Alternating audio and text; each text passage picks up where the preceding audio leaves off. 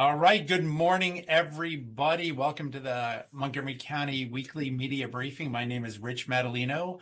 I am the Chief Administrative Officer for the county government. I know many people are joining in just to see Mark Elrich, the county executive, but he is in Korea today on a trade an exchange mission for the county. So I will be hosting today's media briefing. So first, September 6th, just 2 days away, is the 248th birthday of Montgomery County, Maryland, the first Montgomery County in the country. You know, there are 17 Montgomery counties, but we're number one.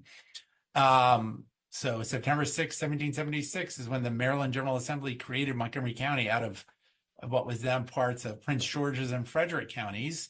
So in just 2 years, we will be celebrating our 250th anniversary, as will the nation. So there will be a season of celebration to recognize the 250th anniversary of our great country and our great county. So be sure to be looking for developments about those celebrations across the region, across our county, and across our state. There is a Maryland 250, USA 250 commission already. So if you're interested in participating in those programs, look that up at the state level, and certainly let the county know of your interest as we start to plan out our 250th anniversary. So today we are going to be talking about school safety at the Montgomery County Public Schools, considering we are now in week 2 of the 24-25 school year.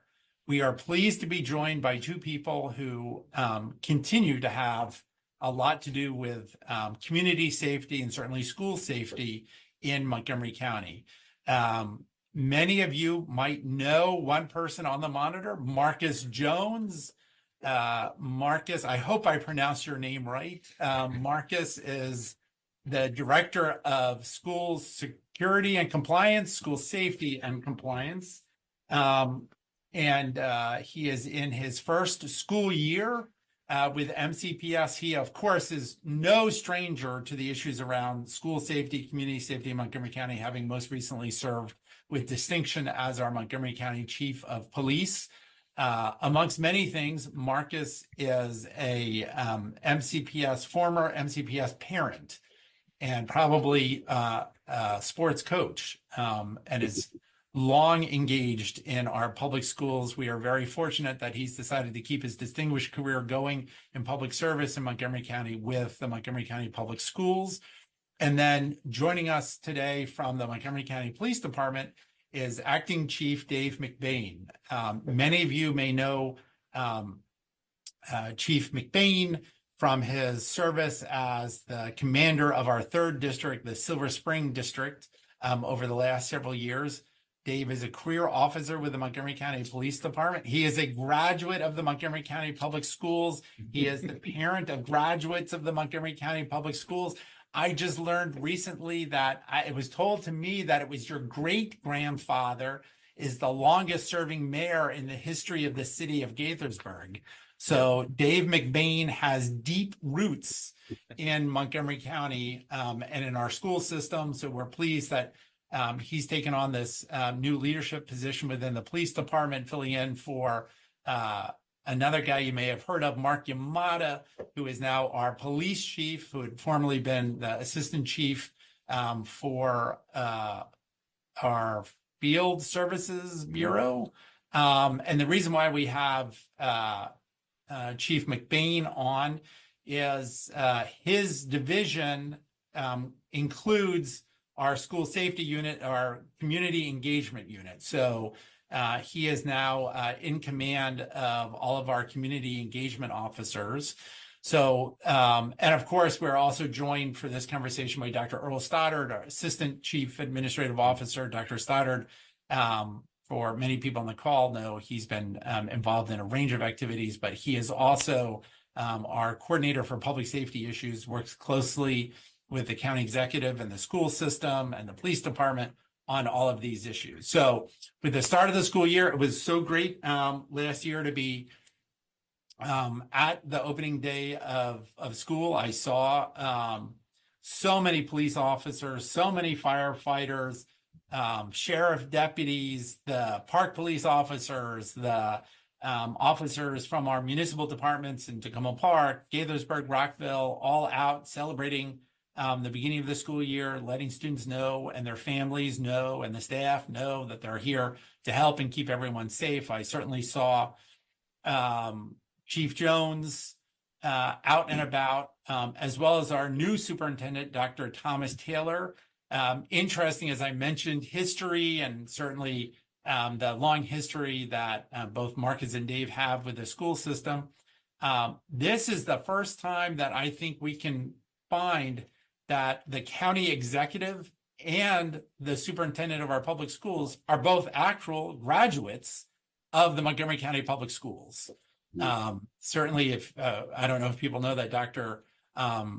Taylor is a graduate of Bethesda Chevy Chase High School, and of course, the county executive is a graduate of Einstein High School. So, I mean, we've got a trifecta here with Dave McBain, and so many people who are proud graduates of MCPS, and certainly many of us as parents of MCPS students, those of us who attended MCPS. So we wanted to have both Chief Jones, Chief McBain on to talk about school safety. It is of paramount importance to the community, to the county executive, to the county council. Everyone knows that a good school system, an effective school day is based upon a safe place to learn, a happy place to learn. And so with that, want to throw it over to Chief Jones. And again, thank you for continuing your service to the community. And here's your chance to talk to the community through our outstanding press corps about what you see happening this year and how all parts of our public safety family are working together to ensure students, staff, parents are all safe and secure in our buildings. Absolutely. Thank you, Rich. And I appreciate those kind words. And it's great to be with you all once again, and particularly now in my new role. And I will say it has been a great start to the school year. And in my role as the Chief of Security and working with Dr. Taylor, as well as members of the Board of Education, it's important that we're all on the same page and to work with the county executive, Mark Elridge, as well as his team, also led here by CAO Madalino. It's, again, it shows the importance of collaboration and partnership that's highlighted. And it goes to where we are with the Montgomery County Police Department and our other law enforcement agencies that partner with us for our community engagement officer program, as well as all of our security teams in Montgomery County Public Schools, which we have over 200 security team members that are actually engaged in many of our school activities on a daily basis. And so we've, again, identifying that safety is a top priority for the Board of Education and Dr. Taylor. We have really worked hard to focus that within the system in many ways, and that's working with our principals, our school administrators, and all of our staff. And we really have developed this culture that it's more than just the security team and the police department providing those safe nets for our students and our staff, but it's everybody's job. And so we have this really a motto that says it's my job, it's your job, it's our job. We're all in this together to create this environment with the different challenges that we have in our system of over 166,000 students and our staff members that do the job of that creates this learning environment that's important to our community. So I am very pleased again that we are working with our law enforcement partners to again create a safe not only just a safe school environment, but we have to get our students transported to schools. We have to get those students off the buses in neighborhoods. We have to get them into the schools themselves, as well as getting the parents safely in there. And we work through all those challenges with our partners in law enforcement to be able to create those safe roadways for those who walk, for those who drive, and for those who bike. And we know we have a vast majority of those students that also do that. So we again can only focus upon some of those challenges that we have. I know there's always concerns about vaping. That's new things. We are in the midst of preparing to put vape sensors particularly in our high schools. That is an ongoing process. We are just waiting for final spending authority to begin that process. That will be happening soon. And we're looking at other aspects of safety to improve upon in order to make our schools safer. So I'll pause there. Rich, I guess I'll pass it off to Activist Chief McBain to further this conversation. All right. Well, thank you very much, former Chief Jones. And Mr. Madaleno, thank you for the invite to this meeting today.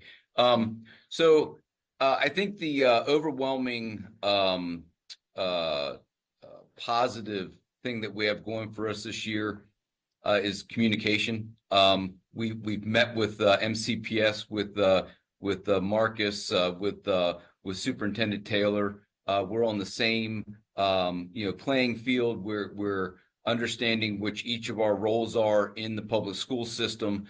And we're coordinating our efforts to just provide a safe school year for our kids, both inside the school, outside the school, around the schools, and obviously to provide safe routes to school. So I just want to kind of break it down a little bit about our footprint in the school system itself, and then also talk a little bit about our traffic safety initiatives that support safe routes to school. So probably most importantly, right now, Montgomery County has 21 CEOs, community engagement officers, and we are actively filling a position for our 22nd CEO for Poolesville High School. But basically, we are in every single Montgomery County high school, and we accomplish that with assistance from Rockville City, Gaithersburg City, the Montgomery County Sheriff's Department, and Park Police. And so with those other agencies, we have a footprint in all of our high schools. I think what's important to understand is that this year, and I have to give credit to Chief Jones for making sure that this occurred, but all of our CEOs have offices in the high school. We are absolutely not patrolling the hallways, and I think that's important to get across and make sure we're clear about. But we are in the high schools. We're available to school staff immediately, and also we're available to students who may want to speak to an officer about anything that is of concern that they have. So we're in the high schools. We're a part of the security team, and we have good communication with our individual principals and security supervisors. And I think moving forward through the year, that's going to lend itself to us being able to deal with situations that pop up every day in our school system. With that, our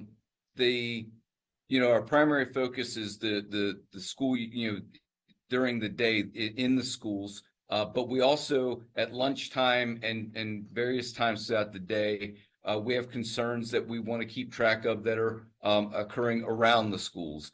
Coming from the 3rd District, I can speak of, Blair High School, where, when you have that many kids at a high school, when they are out and about, that has a bit of an effect to the Four Corners area. And so what we're trying to do is to make sure that things are safe, not only in our schools, but around the schools, and situations that involve students, we immediately coordinate with the Montgomery County Public School System to make sure that we're talking about these issues and making sure we're conveying information back and forth.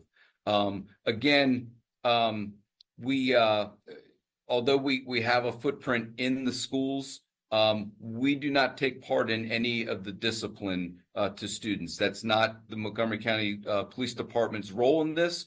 And so that will remain, in effect, and that is something discipline will be taken care of by Montgomery County Public Schools. And then furtherance, when the school day is over with, we when school season started, the school year started, football season is just around the corner, and this weekend will be our first set of games. But again, collaboration, coordination, pre-meetings and preparation for all of these games. We've already met with Chief Jones and his staff. We've met with athletic coordinators. We've done a lot of communication about what our footprint's going to look like at various football games. And I think that based on looking at the entire season, we've come up with a good coverage of all of our games, not only for this weekend, but for the entire season. And again, the communication that we have with Marcus and with Superintendent Taylor, if things do occur during the week, in any particular week of the school year, we can always tweak our response to these games based on any concerns that we might have. And then finally, I will say that we've had a lot of conversations and discussions about any critical incident that may occur at the high schools, bomb threats or active shooter situations. We train on these kind of things all the time. We have a practice set up that involves school security, our ability to get into and around the schools. And so, we're prepared. We've had a lot of discussions. The CEOs have done a lot of training and regarding some of these critical incidents. And again, our communication with MCPS is strong, and we're looking forward to a great school year. It's been good so far. So both of you have mentioned the team effort that goes into school safety. And I want to remind the entire community that, so Dave, you just mentioned 22 community engagement officers.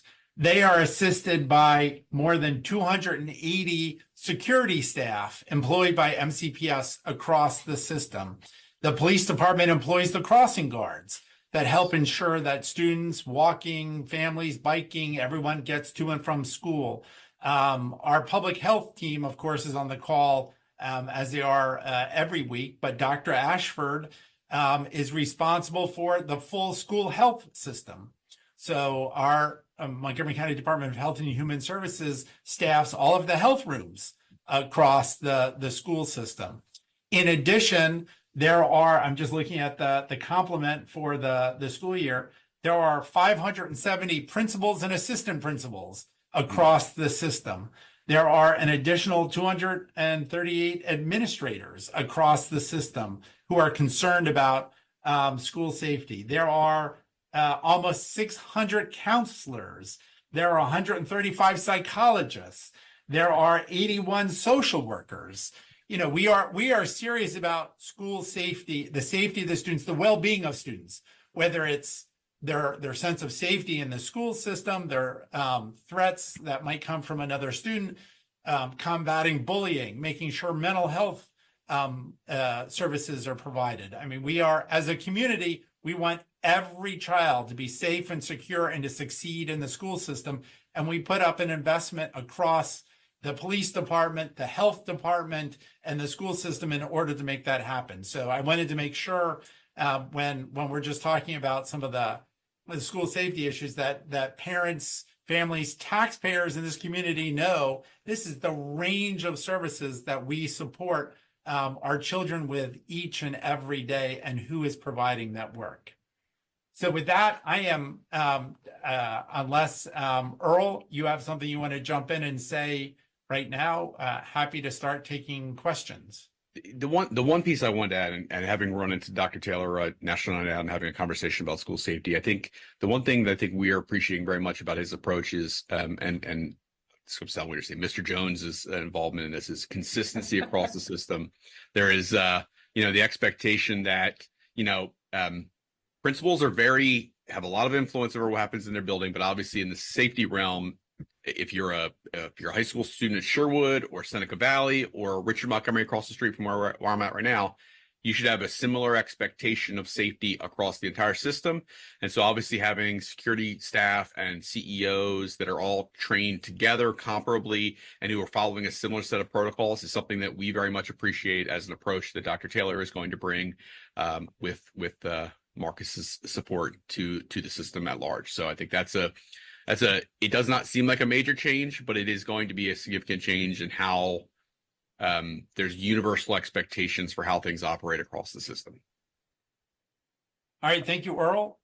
So we're going to open it up to questions right now about school safety issues. As you just heard Earl talk about, obviously we're all struggling to figure out what to call Marcus these days. Mr. Jones, Chief Jones, Security Chief Jones, Dr. Jones, maybe he'll get that honorific. So with that, everyone, boy, we were an entertaining group because we've got 5 hands up. And I am thrilled to go to Kate Ryan from WTOP first. Thank you very much. I appreciate that. I have to ask Assistant Chief McBain and Marcus Jones, you've talked about the level of cooperation, the plans ahead for the school year. There are concerns I keep hearing from teachers and parents about the sale of drugs on school property, in the bathrooms. What's going to be different this year? And the level of cooperation that you're talking about, is that a change? Did you not have that before? So if I can start with that, I got a lot of questions, but if we can start with that. So Kate, I'll start with the answer. First of all, I think we've all had these concerns about the increase of drug sales and usage in our schools, particularly our secondary schools. But I will say this: I think we are just revamping our strategy, you may say, of really the focus of being visible in our hallways much more than we have in the past, utilizing all of our staff, actually doing more bathroom checks than we've done in the past. This will also, in the world of when vape detectors are installed, that will assist us with the usage problem that we're having at some of our schools. So there are strategies, and again, we're working with MCPD to talk about more intelligence sharing in regards to drug dealing that may be occurring around our schools and in the neighborhood. So those are issues that we will continue to improve upon. I think we can never rest on our laurels that we think that we may have these situations under control when we continue to receive complaints about it. So we're even engaging many of our students in helping us to come up with solutions and strategies for more positive outcomes. So I will just say that I think that these are the changes that again that we're looking to improve upon. Is not so much a complete change of what we've done in the past. And Assistant Chief McBain? Yep. So I think Mr. Jones hit the nail right on the head. Obviously, intelligence that we have or the school system might have is critical to share. We have memorandums of understanding with the school system of when we become involved with certain crimes, and really we want to make sure, obviously, if we have something that is a significant threat or an immediate threat, then we would take action. But there's times that we can work together, and if we identify concerns or concerns with particular students with the distribution of controlled dangerous substances, then we'll work through our investigative abilities to make arrests, but with as little as a disruption to the day as possible. But obviously, I think everyone involved wants to make sure that the schools, bathrooms, classrooms, hallways are just a safe and inviting environment. Gotcha. On the vaping, I have to ask this, and Mr. Madalino, the county executive, isn't here, but will the county council okay the $2 million for vaping, for expanding the vape detection? And to former Chief Jones, I'm having the same trouble as everyone else there. What about the pilot program? We didn't see results from what was piloted. I know other school systems have piloted vape detection and pulled them out, saying don't work, not effective. What tells us that these things are going to solve the problem that, again, I'm hearing over and over again from both parents and teachers? Sure, Kate. I'm confident that the county council will pass the supplemental budget amendment that's before them. Remember, we participated in the lawsuit against Juul, one of the vape manufacturers. So the money for this is coming from our settlement funds. And I do want to reiterate again, yes, we're talking about technology, but the school system has 286 security staff across our more than 200 schools. And that's thanks to the work of the county executive, the school board, the county council. That's a 10% increase just over the last 2 years. So we are making sure that there is continued human security, as well as trying to exploit our technological opportunities in the school system to demonstrate how important these issues are.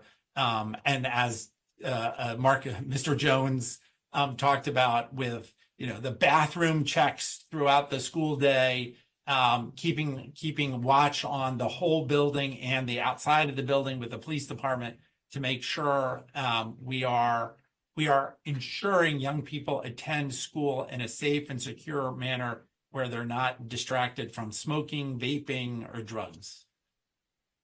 And in the follow-up, Kate, I would just say that first and foremost, what I've discovered in my short time here is that there are a variety of different vendors, right, who have vape sensor products that I think that are different, that provide different results. So we are still in this evaluation standpoint. Yes, the pilot was done, and we looked at a couple of different products that are not equal.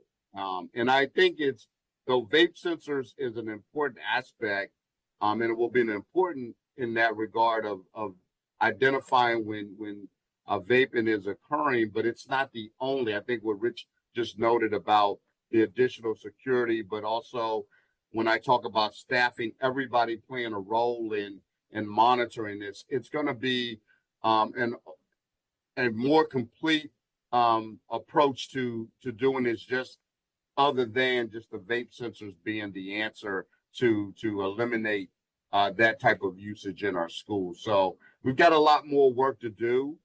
We'll be reporting out more on our findings. Once we actually get these in our schools, that's something that we will be assessing. So there'll be more to come on that as we get this system up and rolling once they are installed. Okay, right, thank you. Kate. I have more questions, but I don't want to be that reporter, so I'll be quiet and other people can take over. And I do have a follow-up later. We can always come back to you later. So next up, Kayvon Dupree. Yes, sir. Good morning. Thank you all very much for your time. I wanted to begin talking about the vandalism incidents that were occurring prior to school starting, some of the anti-Semitic remarks, as well as hate speech. I just wanted to ask, have you all had conversations, MCPS security team and MCPD, talking a little bit about those as we move into the school year, and what some of those conversations have looked like. And then on a follow-up to that, have you all seen in the week and a half that we've been back in school, have you all seen any occurrences of, hate speech or anti-Semitic activity amongst students? So, Kayvon, I'll answer that question first. The answer is no, and that's good news to the start of the year. I will say that we have been working with MCPD right from the very beginning on all of these horrific acts that have occurred at our schools in across the county. And I will say this: we have put a concerted effort on extra patrols, both with Montgomery County Police as well as Montgomery County Public School security staff in monitoring this activity. And we will continue to do that. We know that there's still very high, I would just say a very bad climate, you might say, in the sense of where folks are, and sometimes who are, doing things to destroy and to really intimidate people in our community in some aspects beyond with these types of acts.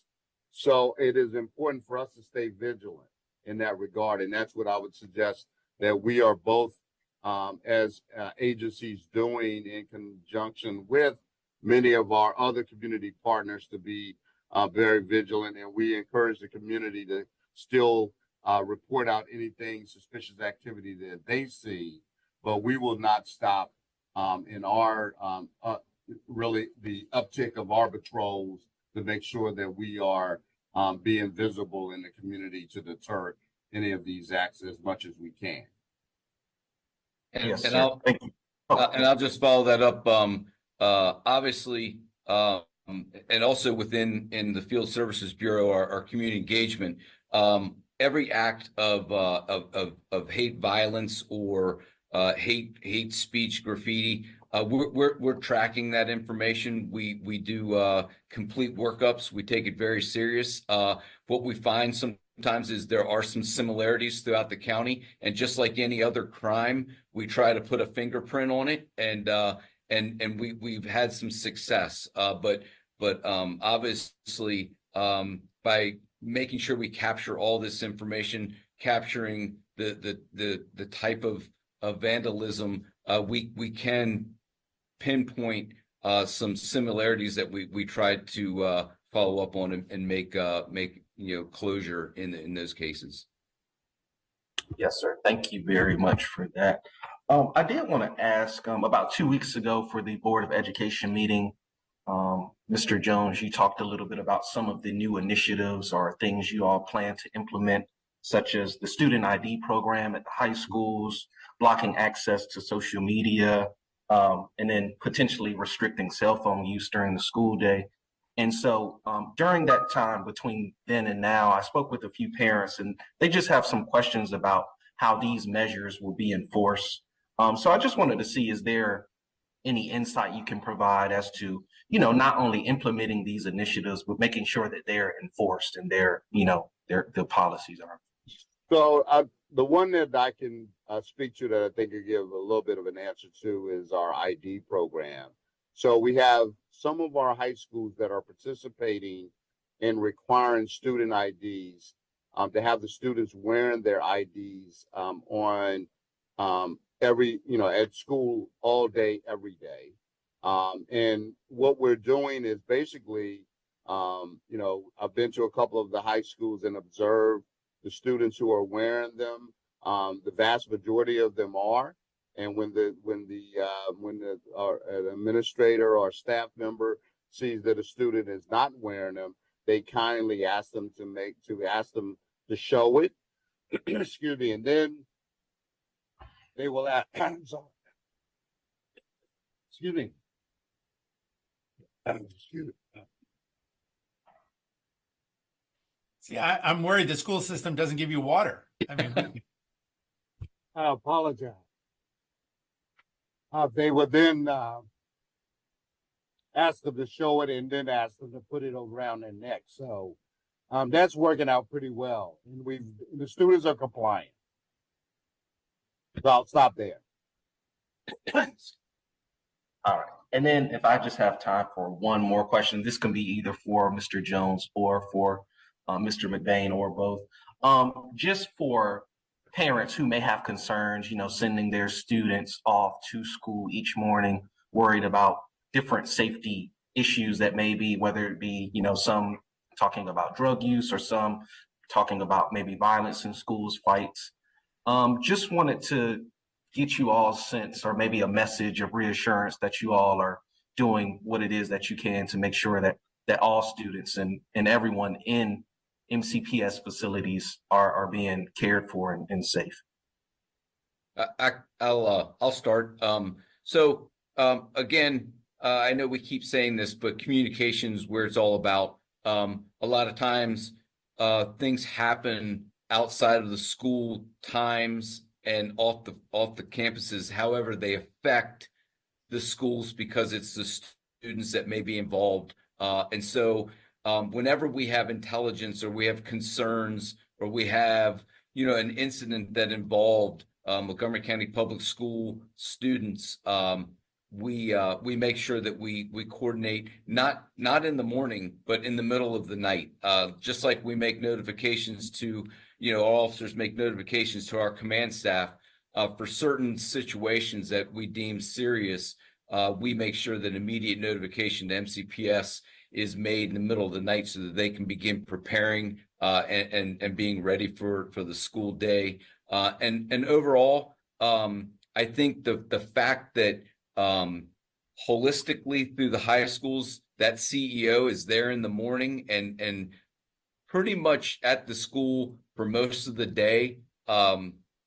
I think it provides a sense of security, or at least the ability for us to be at the school as quickly as possible to knock down incidents before they get worse.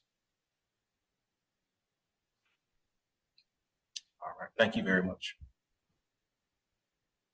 All right, thank you.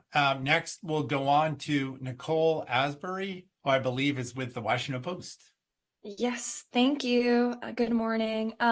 I wanted to ask Mr. Jones specifically, now that you've had some time formally in your new position, as you've been reviewing, the different schools' security plans, I'm curious sort of what your diagnosis is. And, have you found that the schools have been at the level that they should be at? I know Dr. Stoddard kind of illuminated a little bit of like consistency across schools is something that might be needing to be fine-tuned. So I'm really curious what your assessment has been.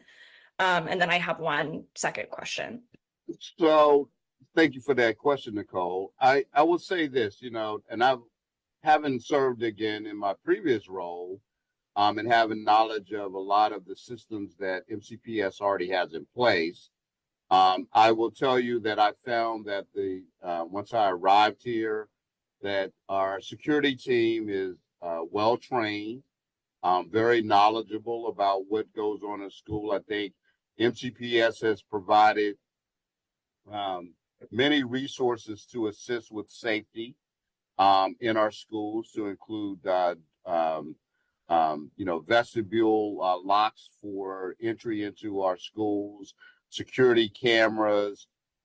They provided, again, other aspects of the system that I think it's really moving us into the new age of security for our system.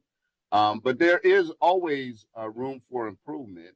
And at the early stages, again, the one thing, when you deal with just human personnel, the one thing I would highlight is we have a new cadre of principals. We have about 70 principals who are either in their first or second year, and many who are, are partners in the world of security, and we are there to assist them and to help guide them in their new roles, and to provide them with additional, again, support from a standpoint of partnership, but to make sure that they understand this degree of security and how we need to perform it in a consistent basis across the board. So I am, again, only 30 days, just a little bit over 30 days in on the job. I've identified a few things that I think we will improve upon. And you know, we'll go from there, but I think we always look to be better. That I think it's an important part of our improvement in the system. But I think, Nicole, this system is has a great foundation for continued growth, for better security for all of our students and staff. And then, I think it's safe to say, Nicole, that whether it's County Executive Elrich or Superintendent Taylor, they want to hear what Chief Jones has to say about school safety and what Chief Yamada has to say about school safety. I think they have both been very clear at saying, you're the professionals in this space. What do we need to be doing? Let's do everything we can to keep our students safe.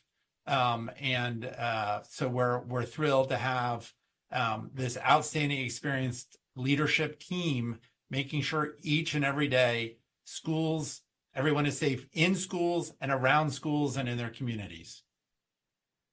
and then my last question for now is just around, I wanted to ask, I know that weapons detection systems has been floated in the past for the school system. What is the status of that? Like, is it continuing to be under consideration, and if not, you know, I'd be really interested to hear if there are any other kind of unique measures being taken. I obviously know about fake detectors and what have you, but what might not have you mentioned to us that we should know about? Well, I would just say from the weapons detection is something that we are looking at.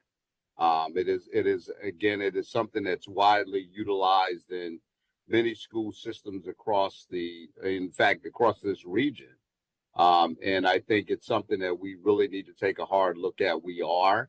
I would suggest we're in the early stages of looking at the different products that are available to us. How could we, best utilize that type of equipment? What would be the benefit? How efficient would it be in order for our students to go through this and any other person entering our schools in a smooth and transitional way? And to basically make sure that we are also, as we're talking to our community, that we are helping to understand the why and what are all of the aspects involved in it, so that everyone understands the importance of the weapon detections that we're utilizing, that can also apply to identifying vaping instruments that students are bringing into our schools. So that, again, is at the early stages, but I think we are taking a very hard look to that, and I think it's something that we may be venturing into in the near future. So I also want to remind everyone, and a lot of kudos go out to Chief Jones, Chief Yamada, Chief McBain. The Montgomery County Police Department has been innovative with technology, a national leader. We have the largest drone as first responder program operating in the country today. We're expanding it. I believe we should be up in the air in the greater Gaithersburg area, soon to be launched in the Bethesda area. We've already got one running out of Silver Spring and Wheaton, and Chief Jones and Chief McBain know, for example, they played a critical role in an incident that happened around Northwood High School last year, that drone up in the air in order to quickly identify some suspects that were involved in an incident that occurred outside of school. So again, this community, this public safety team is willing to be innovative and consider technological solutions that augment the important day-to-day work of the police officers, the security team, and all of our public safety personnel, and the school health team, in making sure that everyone is safe in our schools every day. All right. Thank you, Nicole. We're going to go to Ashlyn Campbell, who is with MoCo 360. Senior reporter Ginny Bixby is not available today. So, but she said Ashlyn would be a wonderful fill-in. Welcome, Ashlyn. Hi, yeah. So I'm the education reporter for MoCo 360. Mr. Jones, we talked a little bit ago about your role, and something you mentioned was that there was some confusion with some of the police officers assigned to the CEO program, maybe not fully understanding their role. So I was curious, what does the training or preparation look like for officers going into the CEO program, and are you guys looking to revamp that? So I would say the answer is no, Ashley, as far as revamping it. I think it was all about making sure that we had clarity. Just a little bit just before the start of school, we actually had a joint training with our school security staff as security assistants and our CEOs together in order to address those concerns and to provide the clarity needed for our current CEO agreement that we have, MCPS has with MCPD. So that's the beginning of, again, clarifying. And again, it's something not only do we want to make sure our police officers understand, we want to make sure our security teams understand, but we also want to make sure that all of our MCPS staff also understand the MOU, as it's important for the principals, the assistant principals, and other administrators, as well as the teachers and the staff to understand what are the rules of engagement. And so those are the things that we continuously work on and clarify. But I think the good start was that we had this joint training just a little over a week ago that allowed for that clarity to be put out front, and we can now move forward. And I think everyone clearly understands what their roles are, to include, as Assistant Chief McBain talked about earlier, in regards to making sure that people understood that the CEOs have office space, for example, in our schools, and there's no confusion about that. Thank you. Thank you, Ashlyn. Lily Zhang with Fox 5. Hi, thank you guys for doing this. So just a quick question. We got confirmation about a school-age child, about 12 years old is our understanding, who's been accused of a few different crimes in and around the Montgomery County area, burglaries, and then apparently, stealing a car, and then ultimately returned back to his parents. The reason why I bring this up is because, of course, this is a school-age child. So whether it's a question for Mr. McBain or the former chief, can you talk in general about the complexities of youth crime? I realize you can't comment on this specific case, but in general, what are the complexities that law enforcement face with youth crime? And from the school safety perspective, is there anything that the school officials can do? I guess I can start. Most, particular to the 12-year-old that you're talking about, that is not a Montgomery County student. Not saying that we couldn't have something similar, but that is a DC resident, and we are actually actively working with the DC government, the police department, and DJS in order to coordinate a resolution, because that young individual is in need of some supervision, and I think it's critical that he gets that.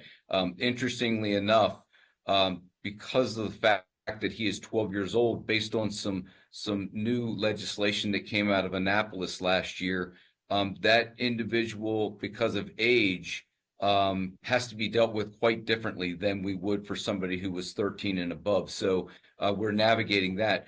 But any time that a student commits a crime, or even students that are victims of crime, we coordinate the sharing of information when we're allowed to with Montgomery County Public Schools. Listen, ultimately, the police department wants to make as little of an impact on the school day as possible.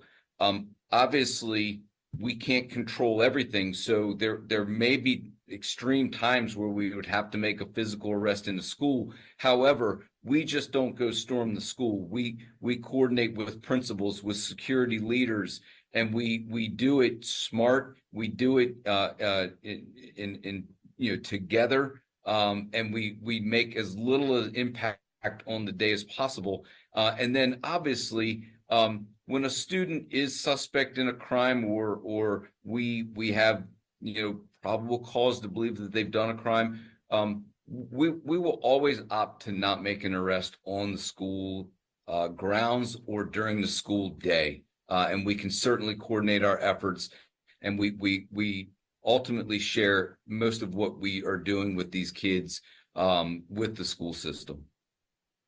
And Lily, what I would piggyback on, if that was a MCPS students, I think that one of the things we have to really engage is in our Office of Student Wellbeing, knowing that we can provide some additional wraparound services to the student and their families in order to be able to provide. And again, there are options in which we can actually, if we have continuous problems in really kind of going the child in need of supervision route in order through our court system and or juvenile court system in order to get the child the necessary the needs that really needs to address that particular problem.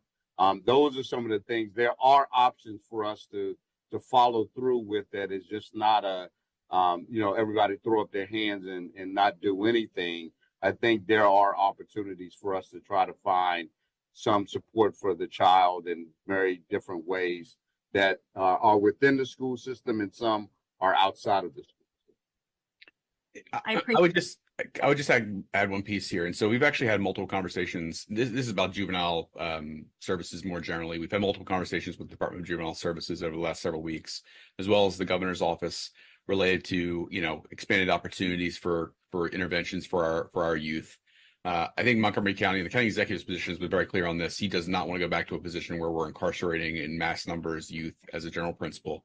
But there are certainly youth throughout our community who are in great need of support, and we need to make sure that they have that support available to them in a timely manner. We've talked to judges, we've talked to magistrates, we've talked to Health and Human Services. There's a broad consensus around the fact that we as a state of Maryland, and frankly as a region, as a country, need to invest more in youth services as a general principle across the board, because we do not want to incarcerate youth. We've removed that largely, but we have not fully built out a system as a state, country, what have you, that allows for those juveniles to receive the support that they need to not go down the pathways where we have to feel the need to arrest and or incarcerate them. And so I think that's the broader point that we're focused on is building out that infrastructure that involves MCPS. It involves much beyond MCPS. We need to have a broad set of supports. I would also note, not a lawyer, but there are certain restrictions on what actually MCPD can provide to MCPS if it occurs outside the school setting. There is a set of reportable incidents that we follow. And obviously, there's got to be some, MOUs and understandings about sort of what can be shared across those things that we have in place. But having spoken to Captain Satinsky, who actually just even last week with Chief Yamada, there is some, going back and looking at and seeing what opportunities there are for better collaborations around youth to make sure that they receive the support that they need. I appreciate the clarification. Thank you so much. All right, next we'll move on to Talia Varales. Yes, good morning. Thank you so much for taking my questions. I'm from Univision, the local Spanish TV news station. My first questions are for Mr. Jones. Has the lack of the reporting of critical incidents by each school affected the way you focus to solve these issues for this new year? And if so, what is being done to make sure that these critical incidents get accurately reported, like fights, any incidents in relation to any arms, weapons? What is being done to make sure that they are accurately reported so that they can get the attention that they need to be solved? So Talia, thank you for that. What we're actually doing is we're now taking a harder look at the reporting system itself when we look at serious incident data. So one thing I wanted to clarify, I know in the last board meeting, it was highly emphasized about 4,000 incidents of serious incidents that were reported out last year. The question is, what is the definition of serious incidents? And in MCPS, it's a wide variety of categories. They include bus accidents. They include the vast majority of serious incidents are actually medical emergencies that could happen to a student who has an asthma attack, as an example. So so again, when we classify the term, or we want to define the term of serious incidents, we're really looking at sort of readjusting that so everyone, A, understands what is a serious incident, and then B, we want to be, again, clearly define the incidents that we're reporting out, such as our fights and assaults. What is the criteria that is required there? So we're like I said, we're in the midst of changing that, and so you're going to see some different data sets as we finalize that through this school year that we'll be able to report out later to the board and clearly help them understand, and as well as the community, what are those definitions so people understand the true data, because that's one of the things I've really wanted to get behind is what is the data, but it's also what is happening, what is the root cause of these incidents that fall under the security realm, as an example, in security, that we can figure out ways to address that in order to be able to, have a safer environment for everyone. Perfect. Thank you so much. And then I have a question for Assistant Chief McBain. You mentioned that there are certain situations happening outside of the schools, around the schools. You also mentioned Blair High School. What is something that you are seeing, or what are these incidents that you are referring to? Really, it's just the sheer number of kids that kind of come into an area at any one given time, right? So when and what happens is a lot of the shops and businesses around the schools sometimes will make complaints about that sheer number of kids, kind of a little bit of disruptive conduct, nothing of major significance. There are sometimes complaints of drug use, and the reality is that is not something that just a CEO would handle. We have patrol officers that obviously patrol the entire county, but that would be a call for service where we work with the CEOs in order to provide coverage or response to any issues that happen around the school. And in those same lines, what would be your message to parents, the students, to members of our community to be able to prevent situations like that? Well, the reality is that our kids are part of our community, right? I don't want to prevent kids from using services like going to the McDonald's or going to the CVS and things like that, but just acting appropriately, not in a disorderly manner, being respectful of your surroundings, just like we would ask any other community member. You're a part of the community, but be a part of the community, not an agitator of the community. So I guess that would be my ultimate suggestion. Thank you. Yes, reminding young people that when they go out to lunch, even though they might be with a gaggle of friends, there are lots of other people there too. And it's important to be respectful in the school, at lunch, at the mall, wherever they happen to be going, that reminding people that they share the world with lots of other people. So with that, thank you, Talia. With that, we'll go to Judith Ruse with the Olney Gazette. This is a clarification, perhaps Assistant Chief McBain, on the CEO program. Over the years, it has changed and everybody's either been all in or they've thought, oh, that's too much. Maybe we should just have the officers drive around the neighborhood and be ready to charge in if they needed to. I just want to make sure that you're saying that the police officers or the CEOs are there all day long in and off. They don't just have an office there that they go to from time to time, that they are there all day long.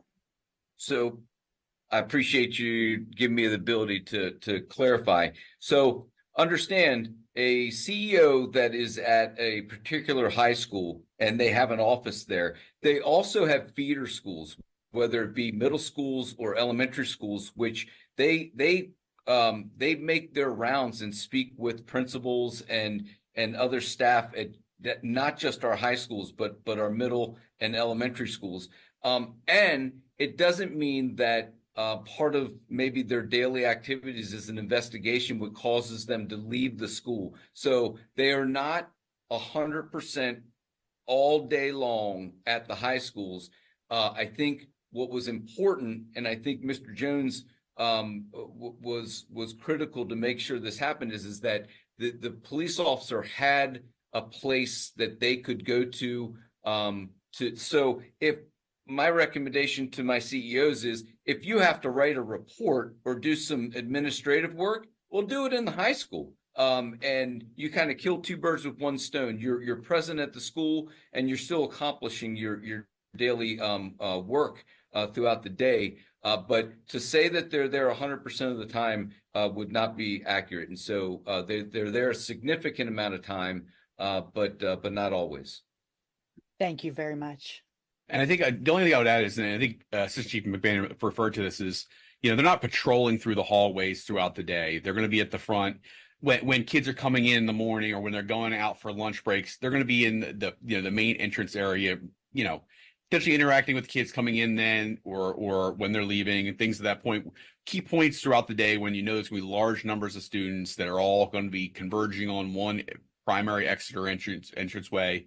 And being available there if students want to interact with them, or to make sure that there's no conflict between any students. And all those things are going to be part of their role, but they're just not going to be walking up and down the hallways throughout the day, as a sort of providing what is really a security function during the day for those, which is what the security officers in the buildings are doing. And so I think that's the distinction. I think it's really important about what their role is, not just what their role is, but where you're likely to see or interact with them in the schools.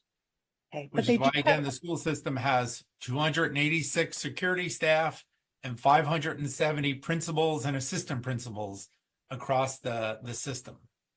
Okay, but each of them does have an office in the schools and could be there for 5 out of 6 hours a day if they needed to be. It depends. Again, it depends on what are the needs of the schools, what are the needs of the other schools, right? Okay.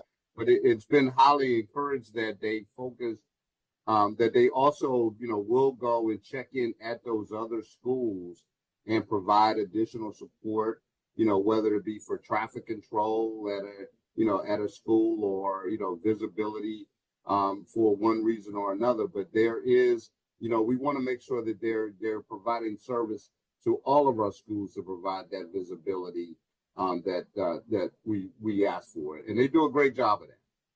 Thank you. Thank you, Judith. Darcy Spencer with Channel 4. Good afternoon, and apologies for the voice. I'm trying to get over something here. My fellow reporters had great questions today. I still have a couple. First, of the chief, we kind of danced around the idea of the metal detectors a little bit. Prince George's is full steam ahead with their program, getting them into the high schools and piloting them in the middle schools and things like that. Am I sensing a hesitation here with MCPS and moving forward with this? Is there a concern that there isn't the community support for it, or is it a financial issue? Well, there's always a financial issue. If we don't have the money, then we gotta find the money. But that's not really. There's no delay similarly just because of a feeling of the lack of community support. I think what we've not done is we've not vetted this entire process. There are lots of products out there that we need to really take a hard look at. One of the things that I want to do as in this position is to be able to do that assessment, but to go to systems like Prince George's County, to Prince William County, Fairfax, who have these school districts that have already implemented the program.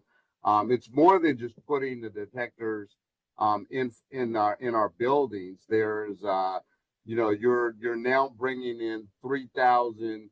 Sometimes at our larger high schools, you're bringing 3,000 students in, generally, in a very short period of time, having to put them through those detectors. You have to have staff available to be able to address that. And so there are a lot of aspects to the program that we want to be able to really vet and assess, and to provide the best system possible that's going to make it very easy and fluid to get our students in our schools and our staff in a very effective manner that proves that it's worth the investment of that we are going to employ in for this particular type of system. So, but again, we're at the early stages. I'm very serious, and Dr. Taylor is very serious about, again, making sure that we do this we vet this very properly. And Darcy, just to give you a sense of the complexity here, you originally referred to metal detectors. Obviously, the weapons detection systems have there's varieties that move beyond metal detection. There are obviously AI-based tools. Like if you went to an event at the DC Convention Center, for example, you go through the Bollard system that is screening for, it's using higher end technology to screen for weapons, as opposed to a metal detector where you got to take off your belt, your bag goes through all those things. There's systems that allow for much more efficient flow of people, but then you have to develop the system, like how many people can go through those in a certain period of time. MCPS has long had this multiple entrances to the building are often open or accessible to students. And so you need, it's a flow issue, as Mr. Jones alluded to, but also the technology is evolving so quickly in this space. And I think we talked about this with the vape detectors before. And so you may evaluate a year or two ago and decided based on the technology that it wasn't ready. And a year or two later, you're having to repeat that evaluation because the technology has improved so much in that short period of time. And so you're looking at a very new product, and there are multiple competitors out there. And so you want to get this right, because as Mr. Jones alluded to, it is expensive. It's like, a single detector at a single entryway is like $120,000 for I think a couple of years. And so not to say that finance is going to be a barrier here, but you want to get it right. You don't want to buy a system that ends up being antiquated in a year, that doesn't get the purpose that you want it to meet. And so being very intentional about making a large change like this, that's going to impact not just the experience of students coming into and out of the schools, but how you deploy your security resources and all those things, because you have to have persons to support those implements as well. And so being intentional about this is the right way to approach it. And obviously learning from the experiences Mr. Jones alluded to of others who have already done it is an important part of being intentional. And the Montgomery County Police Department is a learning organization. Chief Yamada, Assistant Chief McBain, the county executive, sat down just last week to talk about technology and his desire to make sure we are staying on top of opportunities that would keep everyone, the students, staff, visitors, families safe at the schools. And he is certainly open to new technology when it comes to aiding in the mission. And the police department is staying on top of that on a daily basis. Okay, and then just following up on something Lily had already asked about regarding the 12-year-old. A lot of us have been following that story as well, doing allegedly multiple break-ins, and I understand it's not an MCPS student apparently, but this is like a Maryland law where you have children being released potentially repeatedly to their parents and going on to commit additional crimes. Kind of what's being done to deal with that? I know we're talking about building out services and things like that, but we're kind of talking about what's happening right now.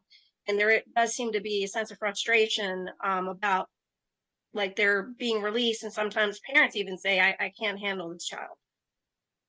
Yeah, and there is frustration, and we are working every day as a team, whether it is the Montgomery County Police Department, the school system, the state's attorney's office, the Maryland Department of Juvenile Services, the Department of Health and Human Services, our municipal partners, our judges. We get together on a regular basis. Earl coordinates this whole Criminal Justice Coordinating Commission, where we bring everyone together with state legislators and council members, all to talk about what's happening, the impacts of the laws. The county executive is engaged with legislators, with the governor on a regular basis, talking about how how the laws that were passed for a variety of very understandable reasons are playing out and how we can change them. Chief Yamada is very, very engaged in this conversation, as Chief Jones was at the state level. And I know Assistant Chief McBain looks like he's anxious to add something.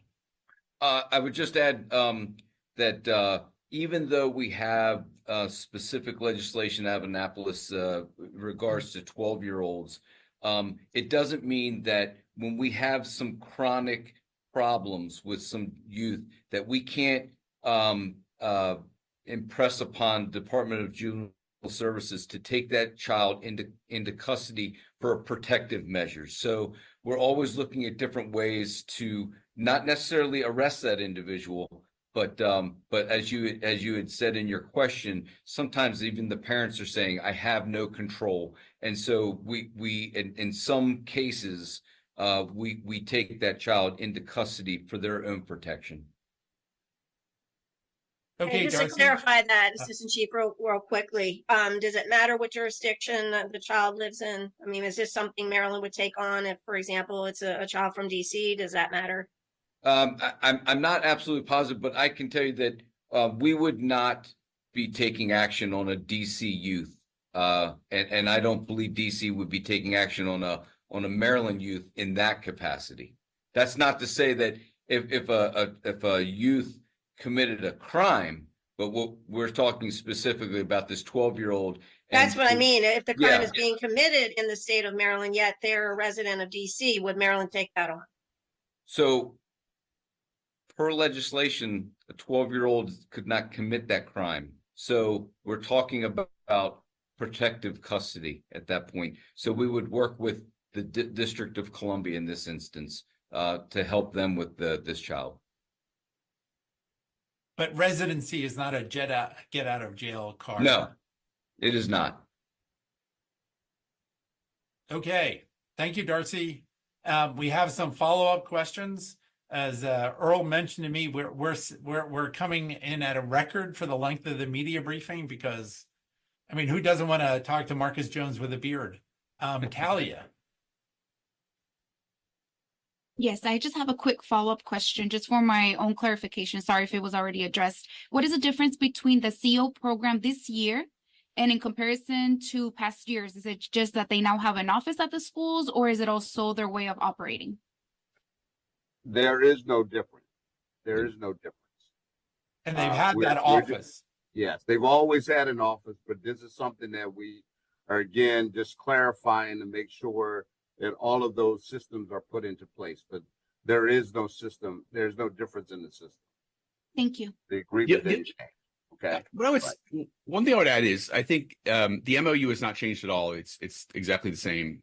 I think it's the fidelity with I think some CEOs and some principals have developed relationships over the years where they were operating in a partnership, which is what you want them to do. But obviously, we want to make sure they're operating in a partnership consistent with the MOU and consistent with what all of the other principals and CEOs are being held to account. I think there's much greater attention this year being paid to that consistency to make sure that, one CEO is not doing as much as another CEO is, and one principal doesn't have the same expectations. That we want to make sure that they're all operating consistently across the board, so that we can then measure, like, is this working for everyone? And if not, what do we need to tweak to make it work for everyone? Because we don't want people to make individual changes that allow the system to work for themselves without telling us that they're making those changes individually. Because if there's a change that needs to be made, we need to make it collectively for everybody. Okay, back to Kate Ryan.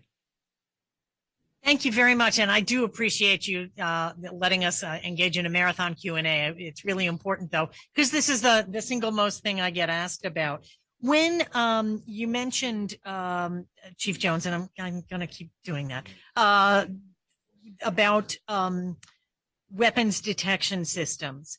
I know you said it's early in the game, but are you at the point of looking for putting out an RFPs for pilots? At what point does the public get to weigh in on what they want here? And in conjunction with that, are you and Assistant Chief McBain surprised that 3 of the gun stores that were cited in the Attorney's General lawsuit yesterday, all 3 of them were Montgomery County gun shops? What's happening there in terms of keeping guns out of the hands of young people? So I know it's a 2-pronged, slightly different question, but since I have you, I got to ask. I got it, Kate. You can keep calling me Chief. That's okay. I would just say this is, as it relates to the weapons detection system, again, we're not at the phase of putting out an RFP as of yet. Again, I've only been in the job for 30 days. Dr. Taylor, just a few more days longer than I. This is very early stages. We're at a very early stage of what I would call the evaluation process.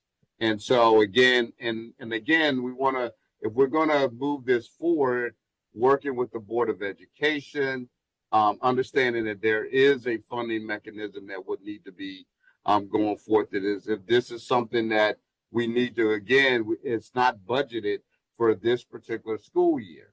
So where would that funding come from? So there's those dynamics that also have to be put into place. So again, that's why I want to state that we're in the very early stages of that process. I'm going to pass this, the gun store question. I'm not that familiar. I did hear the report. And it is something that, is very, disturbing in its way, because there are these gun laws that need to be addressed with all of our gun dealers to make sure that they're doing it the proper way. But I don't have any particular comment because I don't know that much about the investigation. I'm not sure what Chief McBain may want to add. Unfortunately, Kate, I'm not even I haven't read that report yet, so I can't really give a comment on that. I'm not familiar with it. Gotcha. If I can do a quick follow-up, searches for things like weapons or drugs. If an administrator brings a student in and says, we understand that you have something in your backpack there, I need to see it. My understanding is that student can say, I'm not going to let you do a search, and I can walk out of the office. What are the actions that the school can take in a situation like that, both legally and policy wise? Well, there is a student code of conduct. The students do have the right to refuse to a self-search. And again, it depends upon what the circumstances are, as to what rises to the level of, in the legality terms, based upon the circumstances, that would constitute, there's a difference between a self-search for reasonable suspicion that the school may have, and from a legal standpoint that if there's probable cause to believe that the student has, for example, a weapon in their possession, that may not be necessarily their choice. If the police officer, we can articulate that, then the police could actually search in that regard. So there are regulations surrounding that. This is part of the process and the training. And there's other discipline that MCPS could impose should they want to go that route, including in parent involvement in that regard. So there are options, but again, each circumstances may weigh a different result. Okay, so can you give me for example, when can you say, I'm sorry, give me the backpack, we're searching it, versus they can say, nope, I'm not gonna. Well, for example, if we were to say, if we saw on camera that a student was passing a gun to another student, right? And they put it in the backpack, right? We have enough probable cause to believe that a gun's in there, then we'd be saying, give us the backpack, right? So yeah, there are certain circumstances. Gotcha. Listen, thank you all very much. I really appreciate it. You're very welcome. Thank you, Kate. I know, Darcy, your hand is still up. I don't know if you had a follow-up question or you just No, had- that was just remaining, but thank you very much. All right. So Ashlyn with the last question. Hi, yeah, sorry. I'm gonna come back to the 12-year-old. Assistant Chief McBain, for the public, what details can you share about what's been going on with that 12-year-old? Because I think there's been some social media posts about it. Yeah, so because of the age, I'm not so sure there's much I can share with that. I think the takeaway here is that we have a young person who's committing crimes, and we're working through the process of making sure that this young man doesn't hurt himself, and that we take him into protective custody or work with authorities. So I don't really want to go into the particulars at this time because of his age. But I'm sure that we will release more as that case evolves. And the other thing I'd add is I actually did have a conversation with Secretary Schiraldi up in the Department of Juvenile Services, and they're actively wanting to get this young person assistance as well. So they'll be working with, obviously it's across state borders here, state in the district. But the all the way up to the secretary level is engaged on this particular case, and the governor's office is aware. We've actually touched base with them as well. So the people who need to be working on this issue, who can get this young person help, are working on it. But obviously at the local level,